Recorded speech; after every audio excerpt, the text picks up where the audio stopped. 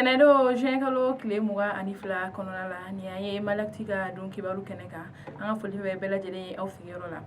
Ayiwa bi kibaruya mun b'an bolo o dɔ de ye k'a fɔ Bamako commune 5nan na a yirala k'a fɔ ko balo minnu dira dɛsɛbagatɔw ma coronavirus bana hukumu kɔnɔna la ko balo ninnu caman kɔni sonyɛna. Ayiwa kibaruya minnu sera ma olu y'a yirana k'a fɔ ko kabini marisi kalo tɛmɛnen ni coronavirus banakisɛ yera an ka jamana kɔnɔ, jamana ɲɛmɔgɔ ale yɛrɛ kun y'a ta k'a lajɛ maa minnu bɛ yen nɔ ni olu ye dɛsɛbagatɔw ye ni coronavirus banakisɛ ko in na ni dɔ bɔra olu ka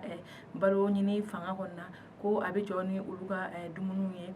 fo ka taa fɔ ni bana in kɔni taara ka bɔ an kunna don min na. Ayiwa o de kun na Bamako commune 5nan balo minnu dira ko k'a di olu ka commune maaw ma a yirala k'a fɔ ko o balo ninnu kɔni bɛ ka tagacogo fɛ min tɛ a tagacogo ɲuman ye. Ayiwa kibaruya minnu y'a yira olu y'a yirana k'a fɔ kɛrɛnkɛrɛnnenya Dawudabugu ko ale conseiller dɔ bɛ yen nɔ ni ale bɛ URD maaw ka tɔn na ko ale bɛ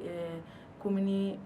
fɛn mairie ba yɛrɛ la ale kɔni bɛ Dawudabugu tɔgɔya de da yen yɔrɔ la. Ayiwa k'a yirala k'a fɔ ko ale kɔni bɛ ka nin balo ninnu ŋanamu ka taa n'a ye a fɛ yen ka min o tɛmɛnen ka bɔ yen ka sɔrɔ k'a feere maa wɛrɛw ma. Ayiwa ko min yɛrɛ ye fibiridon ye juin kalo tile 13 kɔnɔna la ko balo kun kan ka di maaw ma ko maa dɔw yɛrɛ bɛ yen nɔ olu ye tile 2 kɛ taa ni ka segin la u ma balo sɔrɔ nka k'a yirala k'a fɔ ni muso tɔgɔya in ko Sotrama kɔni taara ale fɛ yen ka taa balo ta ka bɔ commune 5 mairie la ka taa n'a ye a fɛ yen nɔ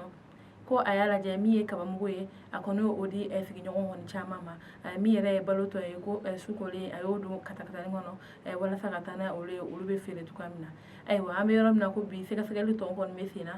ni min bɔra la an b'aw kunnafoni o la. Ayiwa kibaruya wɛrɛ min b'an bolo ka da tulo kan o de ka fɔ Jire maa 2 kɔni bɛ yen nɔ olu kun tunna nka kelen kɔni yera. Ayiwa kibaruya minnu sera ma olu y'a yirana k'a fɔ ko min ye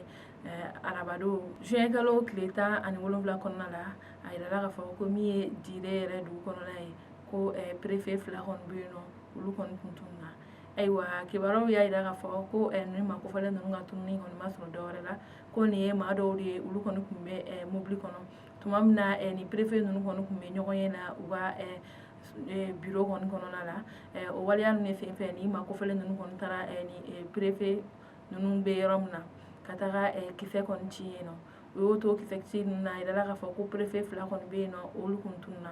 Ayiwa o tununi na ani kisɛ min yɛrɛ kɔni cira dugu kɔnɔna la ko kisɛ in yɛrɛ kɔni kun ye denmisɛnnin dɔ sɔrɔ n'o o denmisɛnnin bɔnɛla ani na o sababuya la. Ayiwa an bɛ don min na ko bi a yirala k'a fɔ préfet 2 minnu kɔni kun tununa ko kelen kɔni bilara kelen dɔ ye o ma bila. Ayiwa a ma dɔn fana maa minnu kɔni ye nin waleya kɛ olu kɔni kibaruya ma dɔn. Ayiwa sɛgɛsɛgɛliw kɔni bɛ sen na walasa ni makofɔlen ninnu bɛ se ka dɔn cogo min ani maa minnu kɔni bɛ yen nɔ n'u ale minɛlen don ale bɛ se ka bila. Hakilina jiginna an b'a yirala k'a fɔ ko nin tɛ nin waleya in kɔni kɛko fɔlɔ ye nin yɔrɔ kofɔlen in na ko sabula ko tuma caman maaw kɔni bɛ yen nɔ u bɛ tunu wa dɔw kibaruya tɛ ye dɔw kibaruya bɛ ye wa an b'a yirala k'a fɔ nin yɔrɔ kofɔlen in na lakanabaliya kɔni ale ɲɔ ɲalen n'o ye kosɛbɛ. Ayiwa kibaruya wɛrɛ min b'an bolo ka da tulo kan o de ka fɔ Kɔlɔnjɛba a yirala k'a fɔ ko mobili paranti dɔ kɔni bɛ yen nɔ ale minɛla sonyɛli kɔni na. Ayiwa kibaruya minnu sera ma olu y'a yirana k'a fɔ ko nin kɛra juin kalo tile 6 kɔnɔna de la ko nin ye maa dɔ ye ale yɛrɛ kɔni ye mobili paranti de tuma min na olu kɔni tɛmɛna Kɔlɔnjɛba k'u ka na Bamakɔ olu kɔni jɔra Kɔlɔnjɛba tuma min na u jɔra Kɔlɔnjɛba ni makofɔlen kɔni ale y'i ta kɛ sonyɛni ye ko a taara min ye école karamɔgɔ dɔ ye kɔni bɛ yen nɔ a taara o de ka moto kɔni sonyɛ o de hukumu kɔnɔna la sɛgɛsɛgɛliw kɔni y'a yira k'a fɔ ko ale de don ko sabula tuma min na moto in kɔni sonyɛna ni mototigi taara fɔ finitigiw ye k'ale ka moto sonyɛna ko u ye maa dɔ ye ale kɔni bɛ ka moto dɔ fana kɔni kolonkolon. Ayiwa tuma min na o makofɔlen ɲininka la a yirala k'a fɔ ko kuma jɔlen kelen kɔni ma sɔrɔ ale kɔni da kɔnɔ o de hukumu na u ye nin parantikɛ in kɔni minɛ ka taa n'a ye finitigiw dagayɔrɔ la kelen ka sɛgɛsɛgɛli caman kɔni tɛnku nin makofɔlen na a y'a yira k'a fɔ ko ale kɔni ye moto sonyɛ ko ani minɛn caman i n'a fɔ arajo ani telefɔni ani min yɛrɛ ye 24,000 kɔni o ni warijɛ kɔni bɔra a kun k'a y'o bɛɛ ta maaw de kɔni kun. An bɛ yɔrɔ min na ko bi ni makofɔlen kɔni ale yɛrɛ kɔni bɛ Kɔlɔnjɛba kaso la wa ko a bɛna taa kiribulon na ani kiri min ka kan o bɛ d'a kan.